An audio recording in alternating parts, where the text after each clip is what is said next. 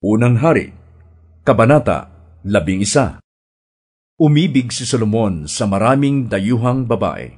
Bukod pa sa anak ni Faraon, nag-asawa siya ng mga babaeng Moabita, Amonita, Edomita, Sidonio at Heteo. Ipinagbabawal ni Yahweh sa mga Israelita ang mag-asawa sa mga banyagang ito. Huwag kayong mag-aasawa sa mga lahing iyan, sapagkat tiyak na ililigaw nila kayo at hihikayating sumamba sa kanilang mga Diyos-Diyosan.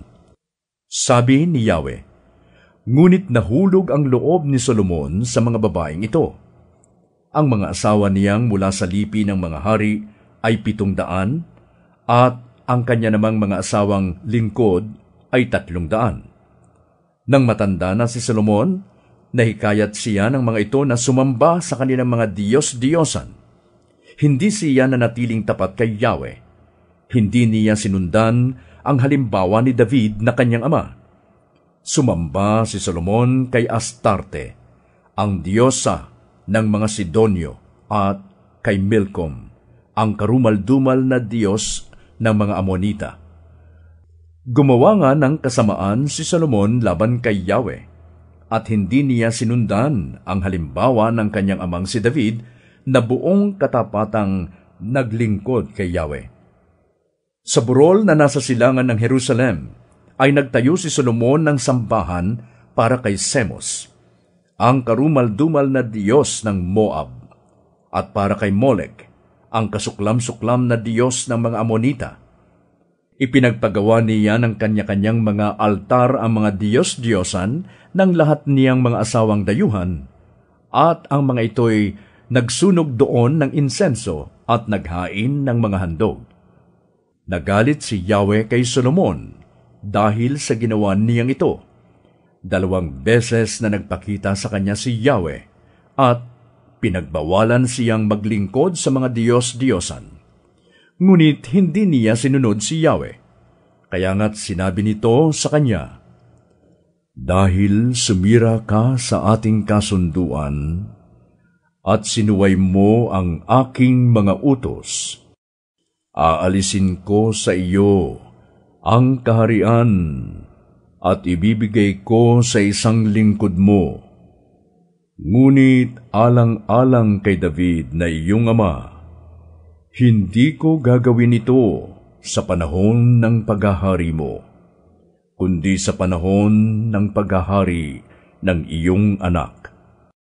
Isang lipi lamang ang ititira ko sa kanya, alang-alang kay David na aking lingkod, at alang-alang sa Jerusalem, ang lunsod na aking pinili. Ipinahintulot ni Yahweh na magkaroon ng kaaway si Solomon. Ang Edomitang si Hadad, buhat sa lipi ng mga hari ng Edom. Nang masakop ni David ang Edom, pumunta roon si Joab, ang pinuno ng kanyang hukbo, upang ipalibing ang mga nasawi sa labanan. 6 na buwan siyang nanatili sa Edom, kasama ang buong hukbo ng Israel, at hindi sila umalis hanggat hindi nila napapatay lahat ang mga lalaki roon. Subalit si Hadad na bata pa noon ay nakatakas patungo sa Ehipto sa tulong ng ilang Edomitang tauhan ng kanyang ama. Buhat sa Midian, nagtungo sila sa Paran, at dooy nakakuha sila ng ilan pang mga lalaki na isinama nila sa Ehipto. Tinanggap siya ng Faraon, ang hari ng Ehipto, binigyan ng bahay, lupa, at lahat ng kailangan. Napamahal si Hadad sa Faraon, at napangasawa niya ang hipag nito, ang kapatid na babae ni Reina Taphnes. Nagkaanak sila ng isang lalaki na tinawag nilang Genubat. Nang ito'y maaaring ihiwalay sa ina, ito'y kinuha ng Reyna at pinalaki sa palasyo, kasama ng mga anak ng Faraon. Nang mabalitaan ni Hadad na patay na si David at pati na rin si Joab, ang pinuno ng hukbo ng Israel, nagpaalam siya sa Faraon, ipahintulot po ninyong umuwi ako sa aming bayan. Wika niya, kinukulang ka pa ba rito ng anuman? At gusto mo nang umuwi sa inyo? Tanong ng Faraon. Hindi po naman, sagot ni Hadad. Ngunit ipahintulot po ninyong makauwi muna ako sa amin. May isa pang kaaway na ginamit si Yahweh laban kay Solomon, si Rezon na anak ni Eliada. Tumakas siya sa kanyang amo, si Hadadezer na hari ng Zoba. Nagtipon siya ng mga tauhan at naging pinuno ng isang pangkat ng mga tulisan. Nangyari ito nang talunin ni David si Hadadezer at pinatay ang mga kakampi nitong taga-Syria.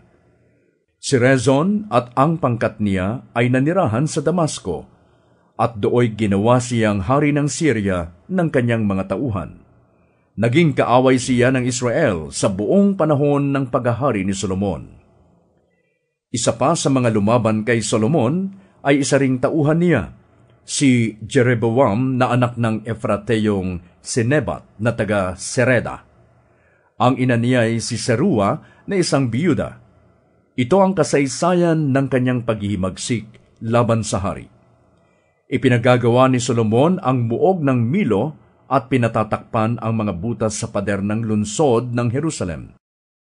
Si Jeroboam ay isang lalaking may kakayahan, kaya't nang makita ito ni Solomon, inilagay itong tagapamahala ng lahat ng gawaing bayan sa lupain ng angkan ni Jose.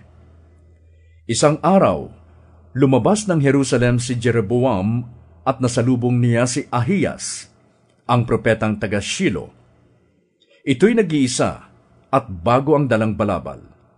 Walang ano-ano'y inalis ni Ahiyas ang kanyang balabal at pinagpunit-punit sa 12 piraso. Sabi niya kay Jeroboam, kunin mo ang 10 piraso, sapagkat ganito ang ipinapasabi ni Yahweh, ang Diyos ng Israel. Hahatiin ko ang kaharian ni Solomon, at ibibigay ko sa iyo ang 10 lipi. Matitira sa kanya ang 1 lipi alang-alang kay David na aking lingkod, at alang-alang sa Jerusalem, ang lungsod na aking pinili mula sa lahat ng lipi ng Israel. Ginawa ko ito sapagkat tinalikuran niya ako at naglingkod siya kay Astarte, ang Diyos ng mga Sidonyo, kay Semos, ang Diyos ng Edom, at kay Molek, ang Diyos ng mga Amonita. Hindi siya namuhay ng ayon sa kalooban ko.